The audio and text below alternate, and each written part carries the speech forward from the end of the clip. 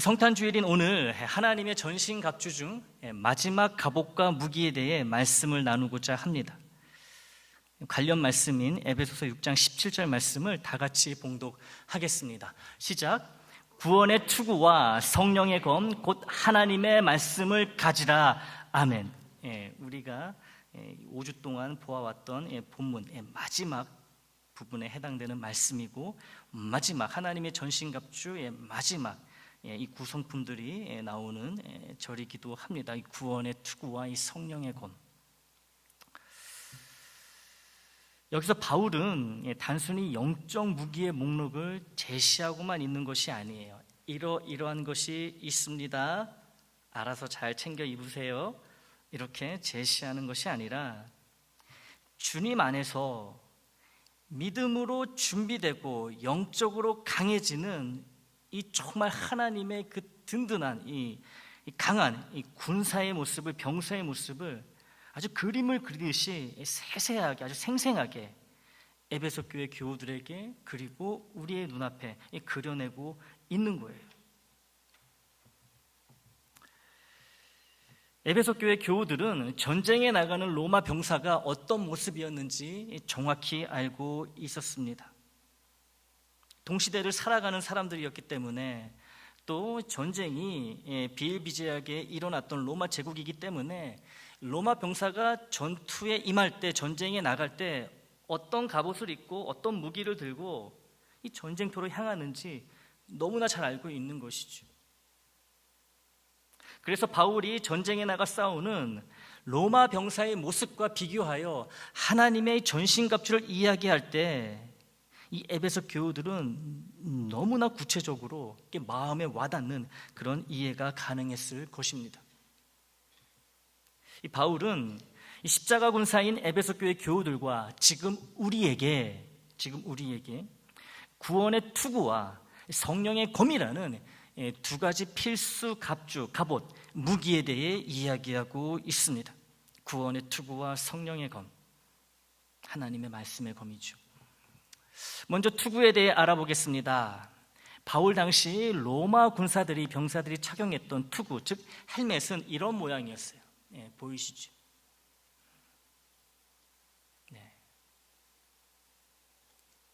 머리를 보호하는 거죠. 주된 목적은 이 병사의 머리를 보호하는 것, 이것이 투구의 가장 주요한 그런 기능이었던 것이죠. 로마 병사가 착용했던 저 투구가 그 병사의 머리를 적의 공격으로부터 보호했던 것처럼 구원의 투구 역시 우리의 머리를 보호한다는 거예요. 우리의 머리는 영적인 머리, 우리의 생각과 우리의 이성과 우리의 이해를 의미하는 거예요. 이 구원의 투구를 써야지 내 생각을 주님의 뜻 안에서 지키고 보호할 수 있다는 거죠. 생각은 머리로 하는 거잖아요. 우리의 의지와 우리의 감정과 이 감성은 마음에서 나오지만 이 생각과 이성과 이해는 우리 머리에서 나오는 거 아니겠습니까? 그러니 이것을 투구에 비유해서 바울이 우리에게 쓰라고, 반드시 써야 한다고, 착용해야 된다고 말하고 있는 것이죠. 다시 말해, 나의 생각을 사탄의 공격으로부터 보호해 주는 것이 바로 구원의 투구가 됩니다.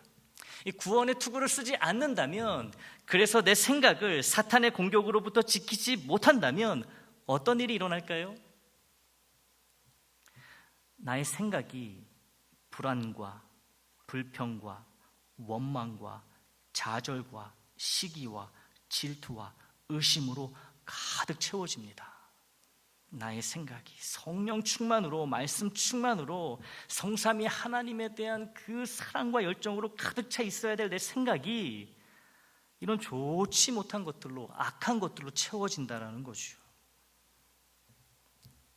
구원의 투구를 쓰지 않는다면 이런 일이 벌어지는 거예요.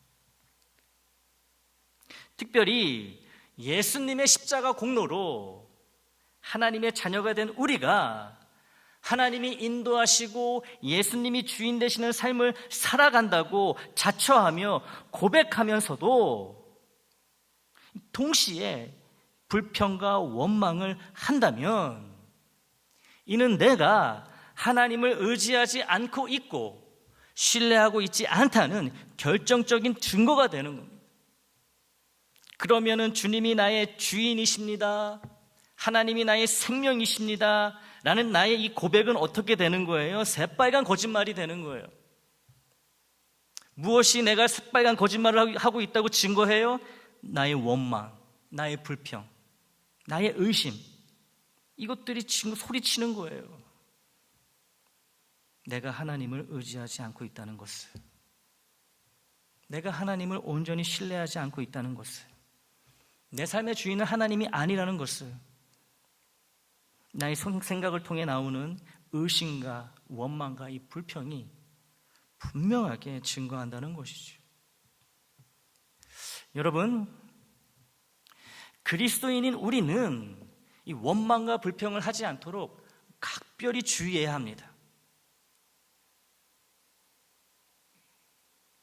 아기 예수님의 탄생으로 기뻐하고 감사하며 이 자리에 앉아 예배를 드리고 있는 우리, 그 예수님을 믿는 우리는 원망과 불평을 하지 않도록 특별히 조심해야 된다는 거예요.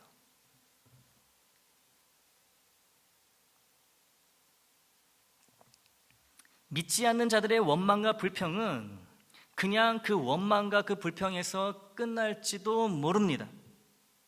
하지만 우리의 원망과 불평은 하나님의 자녀인 예수 그리스도를 믿어서 하나님의 자녀가 된 우리의 원망과 불평은 하나님의 진노를 가져올 수 있다는 거예요. 누구에게요? 나에게. 의심하고 하나님을 의심하고 하나님께 원망과 불평을 해댄다면 하나님의 무서운 진노가 나에게 임할 수 있다는 것이죠. 하나님의 크신 능력으로 애굽의 종살이에서 탈출하는 데 성공한 이스라엘 백성들은 광야에 머무는 동안 40년 동안 하나님의 공급하심과 돌보심을 늘 겪었으면서도, 늘 보았으면서도 기회만 생기면 하나님의 능력과 사랑과 인도하심을, 그리고 또 약속을 의심하며 자신들의 처지에 대해 불평을 거듭해서 했습니다. 하여튼 무슨 건수만 생기면, 조금만 마음에 안 드는 상황이 생기면 그냥 원망하는 거예요. 모세 원망하고 아론 원망하고. 그게 결국 누구를 원망하는 겁니까? 하나님이 세운 지도자를 원망하는 것이 하나님을 원망하는 것이잖아요. 하나님을 향해서 거듭해서 기회만 되면요, 불평하고 원망을 쉬지를 않습니다.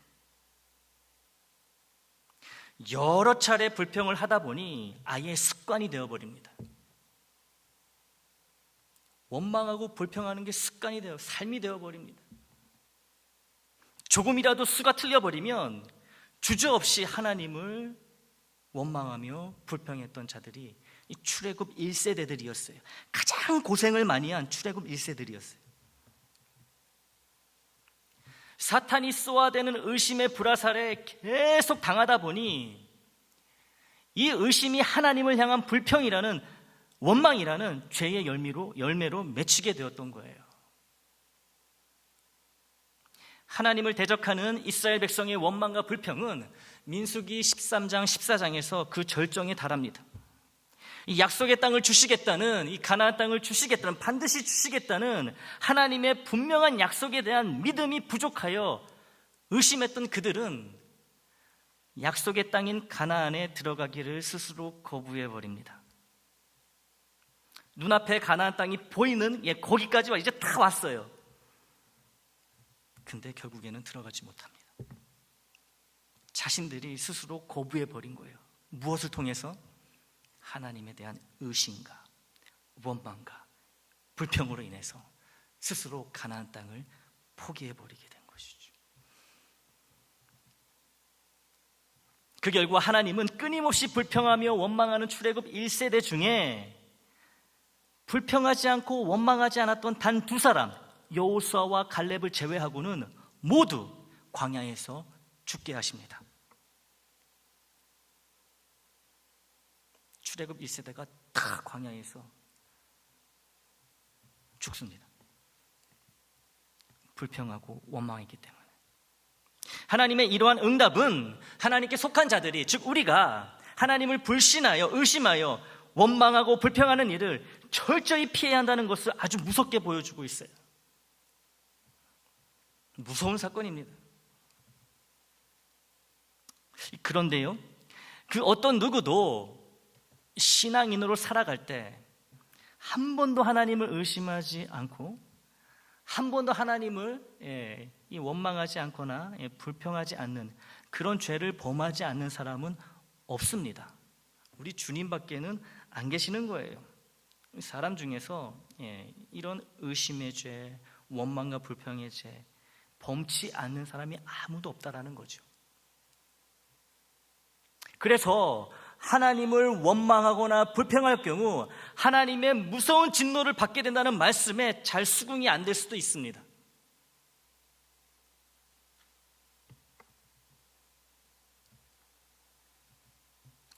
하나님한테 가끔 원망하고 불평할 수도 있지, 그런다고 하나님이 나를 뭐 어떻게 하시겠어? 쉽게 말하면 이런 생각들을 갖고 품고 살아가는 거예요. 맞는 생각이면서도 틀린 생각이라는 거죠. 자애롭기 그지없으신 우리 하나님은 나의 원망과 불평에 일일이 하나하나 진노로 응답하지 않으십니다. 자비의 하나님이신 거죠. 그렇다고 나의 불신과 원망과 불평을 못 들은 척, 못 본 척, 모르는 척 하시는 것은 절대로 아닙니다.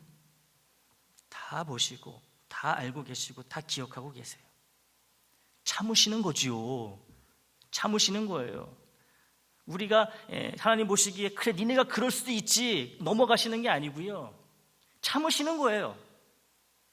원망하고 불평하고 의심해도 길이 참으시는 거예요. 이거를 모르고 아유 뭐 그럴 수도 있지, 우리는 이러고 살아간다는 거죠.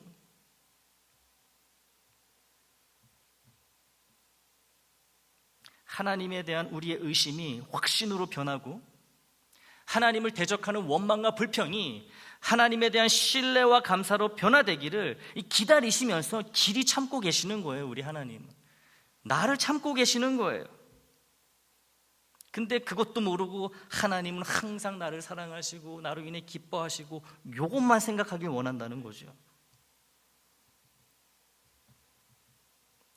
출애굽 1세대들이 하나님을 처음으로 원망하고 불평했을 때, 처음 이 광야로 와서 처음 원망하고 불평했을 때 하나님이요 그들에게 곧바로 벌을 내리시지 않았습니다.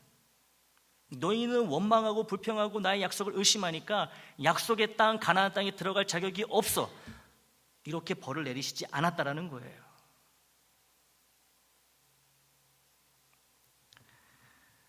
하나님이 이스라엘 출애굽한 이스라엘 1세대들, 이스라엘 백성 1세대들에게 가나안 땅에 들어가지 못하도록 그런 진노를 내신 때는, 그 시점은 이미 이스라엘 백성들이 이미 수차례 반복해서 거듭해서 하나님께 원망과 불평들을 이미 많이 해놓은, 쌓아놓은 상태였다는 거예요.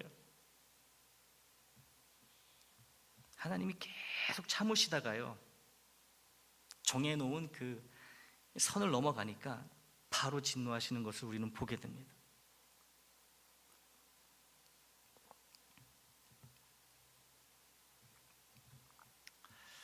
많은 불평과 원망에도 오래 참으신 하나님은 그들의 원망과 불평이 멈추지 않고 오히려 습관이 되고 만성적 질병이 되었을 때 결국 그들에 대한 진노를 바라셨다는 것이죠. 가끔 하나님을 원망하고 불평해도 하나님의 선하심과 완전하심을 가끔 의심해도 그래도 괜찮다라는 이런 생각이요, 그래서 매우 위험한 거예요. 하나님에 대한 원망과 불평 그리고 의심을 가끔은 해도 괜찮다는 이 아주 작은 여지를 줄 경우 이 가끔은 금세 자주가 됩니다. 자주로 변해요. 자주는 습관이 돼버립니다. 곧 고치기 힘든 만성질환이 되어버리는 거예요. 가끔 하는 의심, 가끔 하는 원망, 가끔 하는 불평이 고칠 수 없는 병이 되는 것은 순식간이고, 그러다 보면 하나님의 무서운 진노가 내게 그대로 쏟아질 수 있다는 것을 기억해야 된다는 것이죠. 여러분, 출애굽 1세대 이스라엘 백성들, 하나님이 얼마나 사랑하시고 아끼는 그런 사람들이었습니까? 근데도 하나님이 참고 참으시다가 이 고쳐질 기미가 없으니까 어때요? 바로 벌 내리시잖아요. 니는 못 들어가. 여기서 그냥 죽어. 그때 하나님이요, 지금 하나님과 다른 하나님이 아니라는 거죠. 그들도 선택받은 선민이고요, 우리도 예수 안에서 선택받은 선민입니다. 똑같이 대하시는 거예요. 똑같이. 구원의 투구는 바로 이런 의심, 원망, 불평으로부터 나의 생각을 지켜주는 강력하고 든든한 영적 갑옷입니다. 이 구원의 투구는 지난주 우리가 살펴보았던 믿음의 방패와 기능적인 면에 있어서 유사합니다. 어려움에 처한 내게, 큰 고통과 아픔과 이 상처 가운데 있는 내게 이 사탄이 하나님에 대한 불신과 이 원망과 불평의 불화살로 나를 공격할 때에, 나를 향한 하나님의 변함없는 사랑과 완전하신 계획과 선하심을 의심하지 않고 더욱 확신하는 것이 믿음의 방패의 역할이라고 말씀을 나누었습니다. 그래서 이 믿음의 방패가 특별히 우리가 다루기 힘든 이 갑옷이라는 말씀도 나누었어요. 모든 이 하나님의 전신갑주 중 가장 우리가 다루기 힘든 것이 이 믿음의 방패라고 말씀을 드렸죠. 왜냐하면 집어 들어야 되니까, 들고 계속 서 있어야 되니까. 주님이 들어주시지 않고 주님이 붙들어 주시지 않으면 절대로 나 혼자 들 수 없고 붙들고 사용할 수 없는 갑옷이 믿음의 방패라는 거예요. 오늘 구원의 투구는 주님이 어떻게 나의 믿음의 방패를 들어주시고 붙들어 주시는지 그 방법을 알려주고 있어요. 이렇게 연관이 되어집니다. 이 구원의 투구와 이 믿음의 방패는요, 연결이 되어 있는 거예요. 구원의 투구를 잘 쓰고 있는 사람은 믿음의 방패를 주님이 주신 힘으로 들 수 있다는 거죠. 잘 활용할 수 있다는 거예요. 사탄의 불화살을 잘 막을 수 있다는 거죠. 이 구원의 투구와 믿음의 방패는 항상 같이 가는 거예요. 구원의 투구는 곧 주님이 나를 구원하시려고 이 땅에 오셨고 십자가 죽음으로 나의 모든 죄를 사하여 주셨으며 부활의 능력으로 내게 구원을 보장해 주셨다는 이 변함없는 이 영원한 진리를 계속 기억하는 것, 자꾸 되뇌이는 것, 이것이 바로 바울이 말하는 구원의 투구입니다. 우리가 주님의 힘으로 무거운 믿음의 방패를 가뿐히 들고 손에 꽉 쥐고 있어야만 사탄의 불화살, 곧 의심, 원망, 불평으로부터 나의 생각을 지키고 보호할 수 있는데요, 이 구원의 투구, 주님이 내게 주신 그 구원의 역사를 잊지 않고 계속 기억하고 되뇌이고 말하고 고백하고 이렇게 구원의 투구를 잘 쓰고 있으면 믿음의 방패를 주님이 주시는 힘으로 수월하게 든다는 거예요.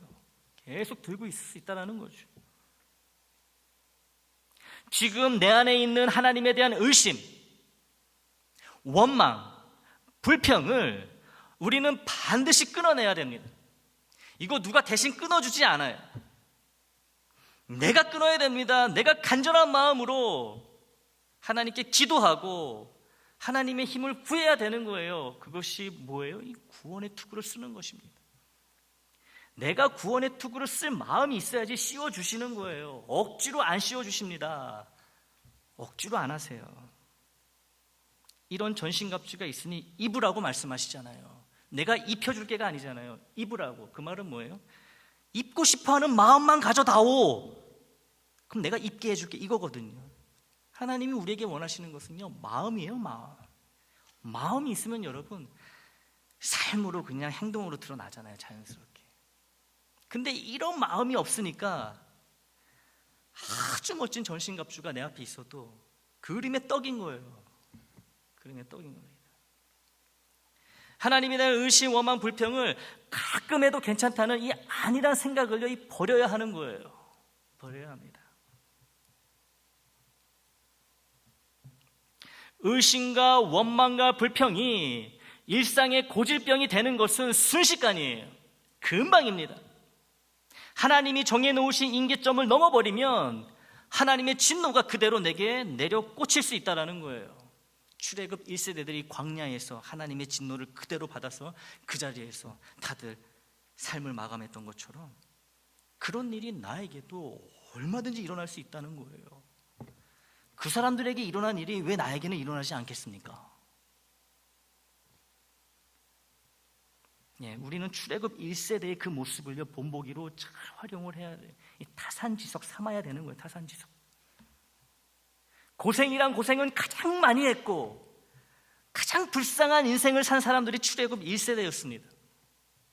우리 이면 1세대들처럼.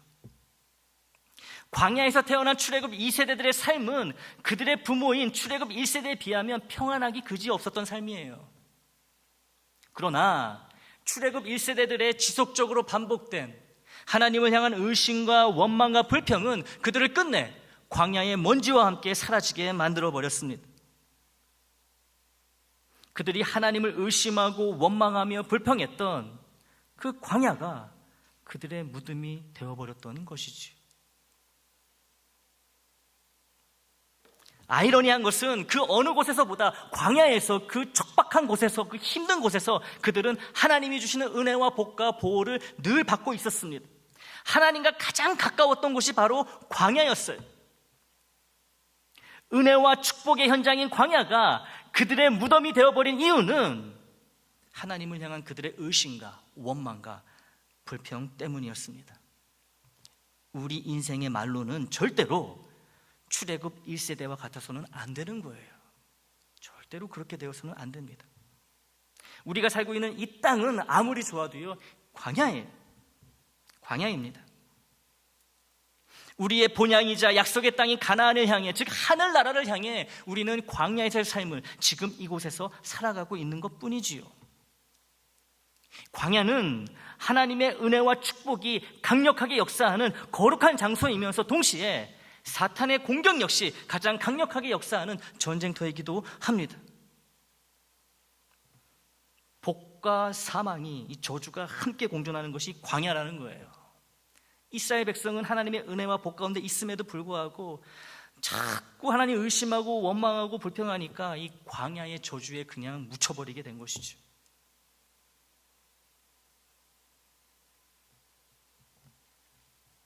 출애굽 1세대는 불기둥과 구름기둥, 만나와 메추라기로 대변되는 하나님의 은혜와 복 가운데 항상 노출되어 있었음에도 불구하고, 늘 눈으로 보고 입으로 먹었음에도 불구하고 사탄의 불화살 공격에 속절없이 무너졌던 거예요.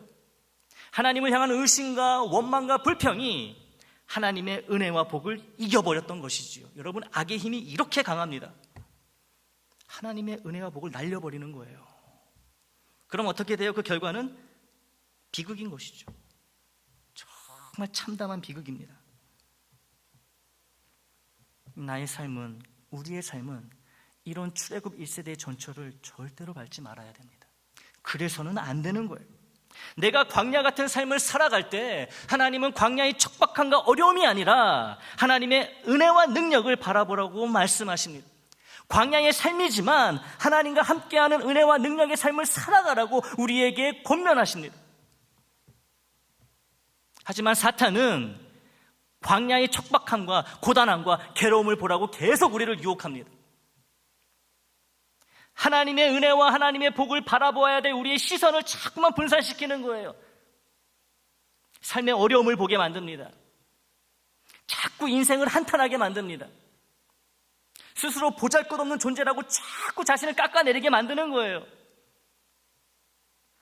그렇게 공격하는 거예요. 그렇게 불화살을 쏘아대는 거예요. 그래서 광야의 괴로움과 고난이 하나님의 은혜와 능력을 가려버리게 만들고 결국 하나님의 사랑과 선하심을 의심하게 만들어 하나님을 원망하며 불평하는 자리로 이끌게 된다는 것이지요. 참 치밀하고 체계적인 공격을 합니다. 이 사탄이요, 마구잡이로 하지 않아요. 아주 치밀하고 세세하게, 성실한 악이라 그랬죠, 여러분. 덤벙덤벙대는 악한 존재가 아니에요. 아주 치밀하고요, 꼼꼼하고요, 성실한 이 악이 이 사탄이에요. 그냥 불화살 하나 쐈는데 아주 조그만 불화살인데 그냥 맞아버려가지고요, 이 원망과 불평으로 이어지게 돼요. 이 결국에는 하나님의 진노에까지 이르게 된다는 거죠. 다 계산하고 공격하는 거예요. 몇 수를 내다보고 공격하는 거예요. 우리는 그 몇 수를 내다볼 수가 없어요. 우리는 보이는 현상에만 이 대응하고 반응하고 싸울 뿐이지 사탄처럼 몇 수를 내다볼 수 없습니다. 그래서 우리는 주님께 붙어야 되고 주님께 기도해야 되고 주님의 힘을 의지해야 되는 거예요. 왜요? 우리 주님은 다 보고 계시거든요. 사탄이 어떻게 할 건지. 요 놈이 지금 어떤 마음을 품고 어떤 의도를 가지고 불화를 쏘는지 아시거든요. 그러니까 아무것도 모르는 우리는요, 그냥 하나님께, 주님께 붙어 있어야 되는 거예요. 전신갑주 입고. 그게 우리가 이 광야 같은 삶을, 이 인생을 살아가는 이 방법이라는 거죠. 다른 방법은 없어요. 하나님의 선하신 능력으로 늘 은혜와 복 가운데 살아가고 있지만 이 은혜와 복에 무감각하도록 나의 오감을 마비시켜버립니다. 나의 영까지도 마비시켜버려요. 이 마비의 화살이에요. 이 불화살은, 마귀가 쏘는 이 불화살은 마비시키는 것이죠. 하나님을 향해서 마비시키는 거예요. 주님을 향해서 마비시키는 거예요. 성령님의 인도하심에 무감각하도록 마비시키는 화살이, 불화살이 바로 이 사탄의 공격이라는 것이죠. 내 생각에, 나의 생각에 하나님의 은혜와 복, 사랑과 선하심에 대한 그 자리를 남겨두지 않습니다. 대신 의심과 원망과 불평이 내 생각을 가득 지배하도록 자꾸 유도해 나가는 거예요. 사탄, 이 나쁜 놈이. 이를 막기 위해서는 나의 생각이 항상 구원에 꽂혀 있어야 되는 거예요.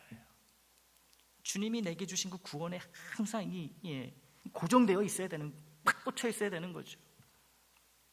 나의 생각이 나를 구원한 주님의 십자가에 깊이 박혀 있어야 합니다.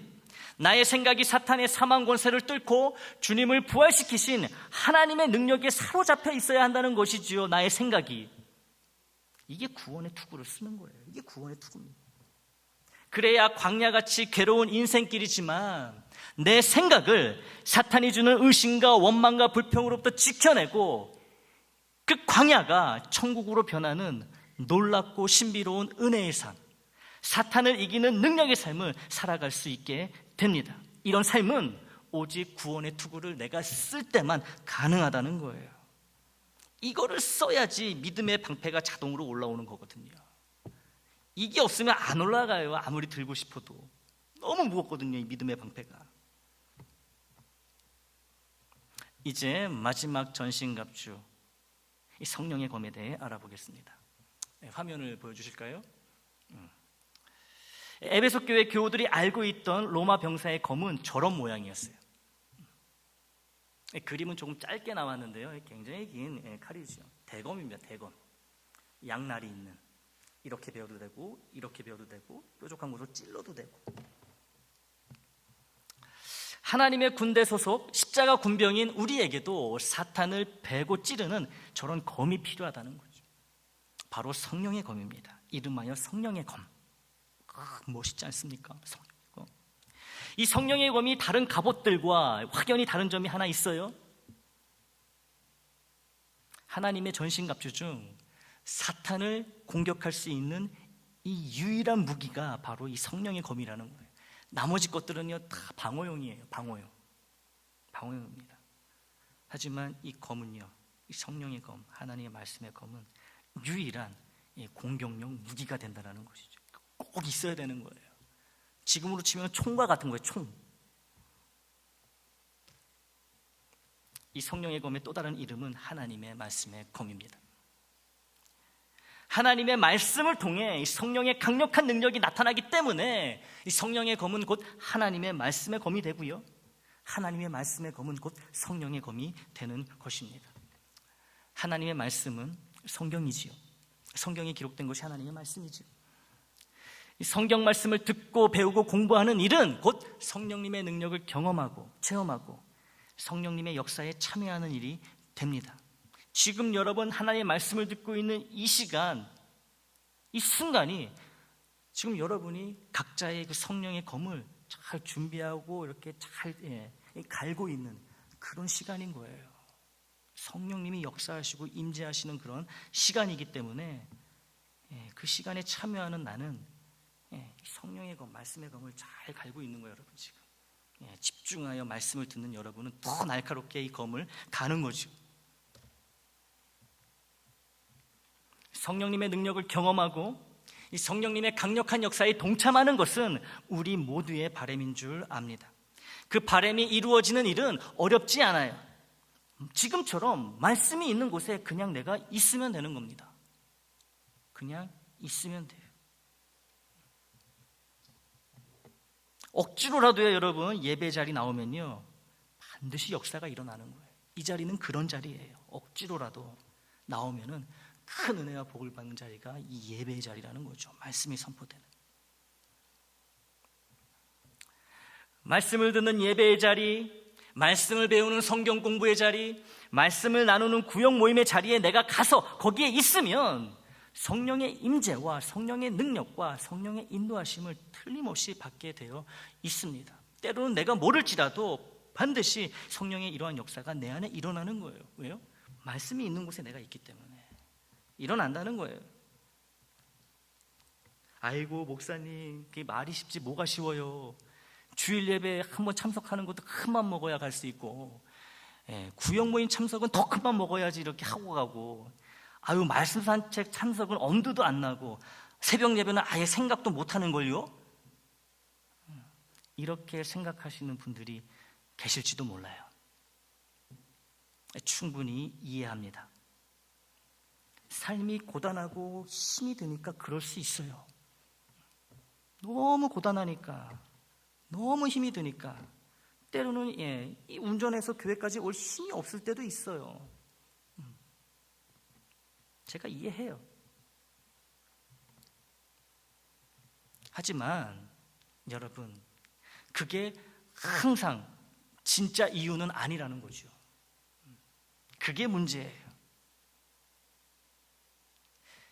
진짜 이유는 뭘까요? 뭐가 문제일까요? 주님에 대한 마음이 부족한 것, 주님을 충분히 사랑하지 않는 것, 나의 영혼이 잘 되는 것에 관심이 없는 것, 이것이 진짜 말씀이 있는 곳에 참여하는데 나를 어렵게 만드는 참된 이유라는 거죠. 말씀드렸다시피 몸이 아플 때는 쉬어야 됩니다. 눈도 제대로 못 뜰 정도로 막 아픈데 그래도 예배 드려야지. 저 그런 목사 아니에요. 제가 언제 한 번이라도 그런 적 있습니까? 아프시다고 하는데 아파도 교회 나오면 하나님 고쳐주십니다, 나오셔야죠. 한 번도 그런 적 없어요. 아프면 쉬어야 되는 거예요. 쉬어야죠. 빨리 회복되어서 다시 신앙생활 성실히 하는 게 중요한 거죠. 그런데요, 우리가 맨날 그렇게 아픈 거 아니잖아요. 맨날 그렇게 죽도록 아픈 거 아니잖아요. 특별한 사정이 있을 때는 그 사정이 해결될 때까지 개인적으로 말씀 시간과 기도 시간을 가져도 됩니다. 그런데요, 이 특별한 사정이 1년 365일 매일 있는 게 아니잖아요. 항상 있는 게 아니잖아요. 그런데 맨날 아픈 것처럼 그것도 예배 시간에 딱 맞춰서 아프고, 특별한 일도 교회 말씀 배우러 가야 하는 시간에만 정확하게 생긴다는 게 여러분 이상하지 않으신가요? 이상하게 교회 가야 될 그런 상황이 되면 뭔가 이유가 생겨. 희한하게 생겨. 왜 그럴까요? 마음이 없으니, 주님에 대한 마음이 없으니, 내 영혼을 사랑하는 게 부족하니 말씀이 있는 자리에 나오는 게 힘든 거예요. 여러분 솔직히 그렇잖아요. 이게 진짜 이유잖아요. 관심이 없으니 당연히 재미도 없죠. 그러니까 가야 될 이유보다 가지 말아야 될 이유를 자꾸만 쌓아가는 거예요. 그러면서 교우들 만나면은 어떻게 핑계를 댈까, 그럴싸하게 이제 막 포장을 하고 속으로 막 연습을 하고 이렇게 이야기해야지.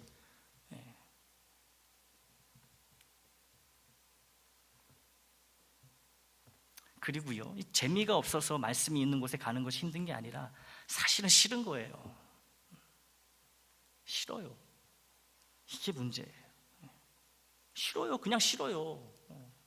예배 자리 싫어요. 이 말씀 배우는 자리 싫어요. 지루해요. 시간이 아까워요.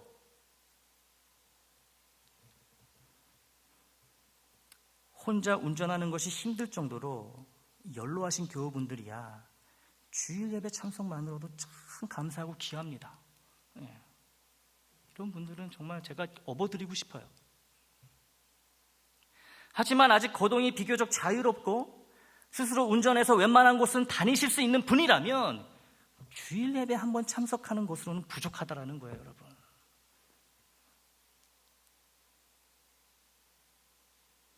주중에는 가고 싶은 곳, 먹고 싶은 곳 다 돌아다니고 주일 예배 꼴랑 한 번 나오는 거 여러분, 이게 충분하다고 생각하십니까?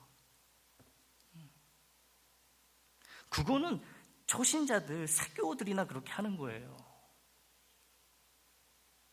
그거는 이 예배 참여와 같이 아주 기본적인 것을 권면하는 이유는 이 하나님의 전신갑주가 성령의 검, 그 말씀의 검으로 완성되기 때문에 아주 이 기본적인 것을 제가 다시 권면드리고 있는 겁니다. 제가 하고 싶어서 드리는 말씀이 아니라 나의 마음과 몸이 말씀이 있는 예배 자리에, 말씀을 배우는 말씀 산책 자리에, 말씀을 나누는 구역 모임에 참여할 때 반드시 성령의 강력한 임재와 역사를 경험하게 되어 있고, 사탄을 찔러 무너뜨리는 성령의 검, 말씀의 검을 갈고 닦아 힘차게 찌르고 휘두를 수 있게 된다는 거예요. 40일 금식 기도 후 사탄이 주님에게 아주 강력한 영적 공격을 시전합니다. 3번에 걸쳐 주님을 아주 공격을 하죠. 사탄의 이 3번의 막강한 공격을 우리 주님은 모두 하나님의 말씀으로 격퇴하셨습니다. 주님은 말씀의 검, 이 성령의 검으로 친히 사탄을 어떻게 물리치는지, 어떻게 예리하게 찌르는지 친히 보여주셨던 거예요. 오직 말씀으로만 사탄의 공격을 물리치시고, 이 성령의 검, 말씀의 검으로 결국 사탄은 주님 곁을 피하게 됩니다. 도망을 가게 됐어요. 우리도 주님처럼 이 말씀의 검을 준비해야 되는 거예요. 이 성령의 검을 준비해야 됩니다. 누가 대신 갈아주지 않아요. 내 칼은 내가 갈아야 되는 거예요, 여러분. 제가 대신 못 갈아드려요, 여러분의 검을. 저는 그냥 이렇게 갈면 잘 갈아집니다. 도와줄 뿐이지, 그런 가이드만 줄 뿐이지, 직접 가는 건 여러분이 하셔야 되는 거예요, 여러분이 가지고 다녀야 되는 거예요, 전신갑주는. 제가 대신 못 들어드려요.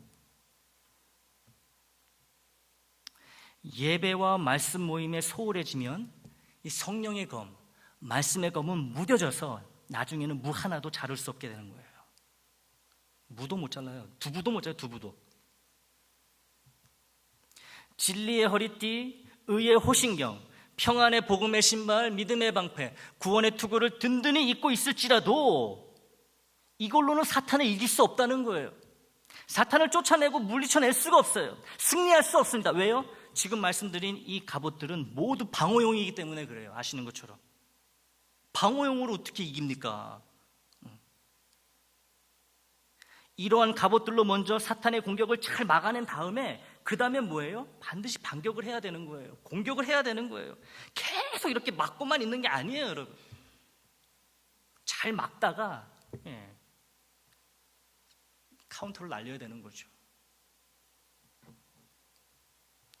그 반격의 유일한 무기가 뭐라고요? 성령의 검, 그 말씀의 검이라는 거예요. 말씀이라는 거예요. 방어 무기는요 많아야 하지만 공격 무기는 단 하나죠. 왜 그래요? 이 하나님의 이 말씀의 검 하나로도 충분하기 때문에 그래요. 그렇게 역사가 크고 힘이 있고 능력이 있는 것이 바로 이 하나님의 말씀이라는 것이지요. 그래서 우리는 여러 가지 공격 무기가 필요하지 않아요. 얼마나 감사합니까? 그냥 하나만 들고 있으면 되는 거예요. 칼, 말씀의 검, 성령의 검, 이거 하나면 그냥 끝나는 거예요. 먼저 잘 막고 잘 방어하고 한번 휘두르면 되는 거죠. 찌르거나. 하나님의 말씀에 담긴 성령님의 권능이 너무도 강력하여 사탄을 너끈히 제압할 수 있습니다. 사랑하는 애장 식구 여러분, 드디어 하나님의 전신갑주가 완성되었어요. 그렇죠? 진리의 허리띠는 내가 하나님께 속한 자라는 분명한 정체성을 뜻하지요. 의의 호신경은 주님이 가르쳐 주신 대로 그대로 살아내는 순종의 삶을 뜻합니다. 평안의 복음의 신발은 언제 터질지 모르는 사탄의 공격에 방심하지 않고 평안한 일상에서도 사탄과의 싸움에 성실히 대비하는 마음가짐을 뜻합니다. 믿음의 방패는 하나님의 사랑과 선하심을 의심하게 만드는 사탄의 불화살 공격으로부터 나의 영을 보호해 줍니다.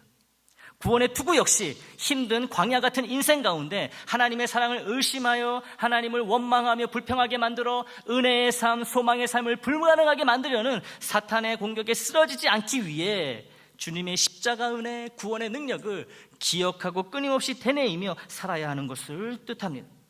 마지막 성령의 검, 곧 하나님의 말씀의 검은 우리에게 주신 유일한 공격 무기로 말씀을 배우고 알아야만 사탄을 쳐서 승리할 수 있는 이 검을 가질 수 있으니 말씀이 선포되는 예배의 자리, 말씀을 배우는 자리, 말씀을 나누는 자리에 마음과 몸을 다해 성실히 참여하라고 강력하게 촉구하고 있습니다. 이것이 성령의 검인 거예요.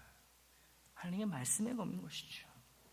이제 남은 일은 하나님의 이 전신 갑주들을 잘 준비하여 잘 착용하고 활용하는 일입니다. 이게 이제 우리의 숙제인 것이죠. 우리의 과제인 거예요. 50살이 훌쩍 넘은 우리 애장 공동체가 성탄 주일인 오늘 주님께 올려드릴 선물은 하나님의 이 전신 갑주를 하나도 빠짐없이 바르고 든든하게 차려 입을 수 있도록 우리 주님께 도와달라고 간절히 바라고 기도하는 것, 하나님의 전신갑주를 입고 사탄과의 영적 전쟁에서 꼭 승리하여 주님께 영광을 드리겠다고 결심하는 것, 이것이 바로 오늘 이 땅에 오신 우리 아기 예수님께 우리가 드릴 수 있는 귀한 선물이 되는 줄 믿습니다. 이 기도와 결심으로 주님은 크게 기뻐하시면서 우리의 기도와 결심대로 도와주실 줄 믿습니다. 주님이 십자가 죽음과 부활을 통해 우리에게 주신 이 하나님과의 평화는 저절로 지켜지지 않아요, 여러분. 이거를 꼭 기억하고 명심해 주시기를 바랍니다. 주님이 십자가에서 죄로 막혀있던 나와 하나님과의 관계를 아무 걸림돌이 없는, 아무 막힘이 없는, 직접 소통할 수 있는 그런 평화의 관계, 그렇게 주신 이 평안과 이 평화는 저절로 지켜지지 않는다라는 거예요. 하나님은 이 평화를 지키는 일에 우리가 적극적으로 참여하기를 원하고 계십니다. 그래서 우리에게 하나님의 전신갑주를 은혜의 선물로 주고 계시는 거예요. 싸우라는 거예요. 여기 있으니까, 나의 능력이 여기 있으니까 입으라는 거예요. 믿고 입으라는 거죠. 그리고 싸우라는 거예요, 사탄하고. 그래서 지키라는 거예요, 나의 능력으로. 나와 이 평화의 관계를 내가 주는 힘, 전신갑주를 입고 직접 지키라는 거죠. 내가 도울 테니까 직접 싸우라는 거예요. 우리의 여러분 의무인 거예요, 의무. 이 사탄의 공격은요, 갈수록 업그레이드 됩니다. 굉장히 교묘해지고요, 굉장히 더 영악해져 갑니다. 계속 업그레이드 된다는 거예요. 우리도 이에 맞춰 업그레이드 되는 이 사탄의 공격에 맞춰서 이 하나님의 전신갑주를 더 강하고 더 든든하게 준비하고 입어야 됩니다. 그래야지 업그레이드 되는, 더 강해지는, 더 교묘해지는 이 사탄의 이 영적 공격에 우리가 제대로 싸울 수 있는 거죠. 그러려면 성실한 신앙생활 외에는 여러분 방법이 없습니다. 기본적인 신앙생활을 잘하는 것 외에는 방법이 없어요. 이 성실한 신앙생활이란 마음과 목숨과 뜻을 다하여 성삼위 하나님을 사랑하는 거예요. 그걸 보여드리는 거예요. 마음은 말 그대로 마음이지요. 그리고 목숨은 나의 몸입니다. 그리고 뜻은 나의 생각인 거예요. 즉 모든 것을 걸고 하나님을 사랑하는 우리의 신앙생활이 될 때 우리가 입는 하나님의 전신갑주는 사탄의 그 어떤 공격에도 능히 나를 보호하고 사탄을 물리쳐 승리케 하는 하나님의 능력이 될 것입니다.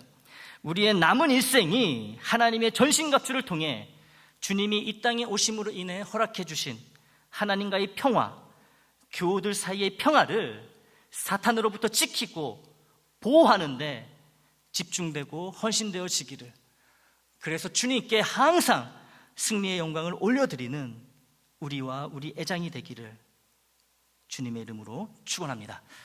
하나님 감사합니다.